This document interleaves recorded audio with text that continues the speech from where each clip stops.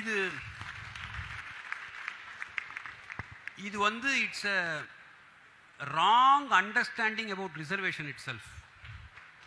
ரிசர்வேஷனை பற்றியான ஒரு தப்பான புரிதல் இது. நிறைய பேர் என்ன நினச்சிட்டு இருக்காங்கன்னா, நான் 95 எடுத்தேன், நீ 70 எடுத்த, 70 எடுத்த நீ 95 எடுத்த என்னை தள்ளிட்டு உனக்கு சீட் கிடச்சிடுச்சு. இது வந்து அவனுக்கான கோபம் இது. ஆனால் அவன் என்ன யோசிக்க மாட்டேங்கிறான்னா, அந்த 75 எடுத்தவன் ஒரு காலில் ஓடி இருக்கான், அது வரைக்கும் 95 எடுத்தவன் 2 காலில் ஓடிட்டு இருக்கான்.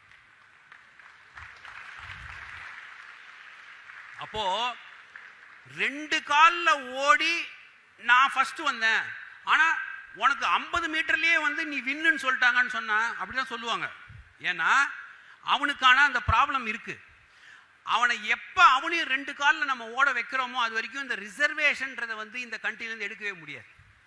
ஒன்று. ரெண்டாவது, நீங்க நினைச்சிட்டு இருக்கீங்க ரிசர்வேஷன் கொடுத்ததுனால தரம் தாழ்ந்துடுச்சுன்னு. I respectfully disagree with you. ஏன்னா நான் தினம் இதை பார்த்துக்கிட்டே இருக்கிற ஆள். ரிசர்வேஷன் கொடுத்ததுனால now I find brilliant candidates from BC, MBC, SC, ST, இதுல இருந்தெல்லாம் பிரமாதமாக பண்றவங்களாம் வந்துட்டாங்க. இன்னைக்கு வந்துட்டான். அதனால நம்ம பொத்தம் பொதுவாக பேச முடியாது. இதை பொத்தம் பொதுவாக பேச முடியாது. இது டேட்டாவோட தான் நம்ம வச்சு பேச முடியும்.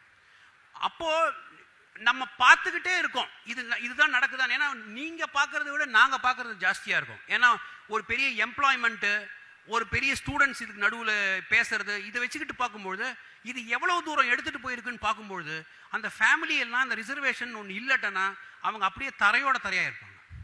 அதனால ரிசர்வேஷன் கொடுக்கறதுனால குவாலிட்டி கம்மியாகுதுன்ற வாதத்தை நான் எந்த காலத்தையுமே ஏற்றுக்க மாட்டேன்.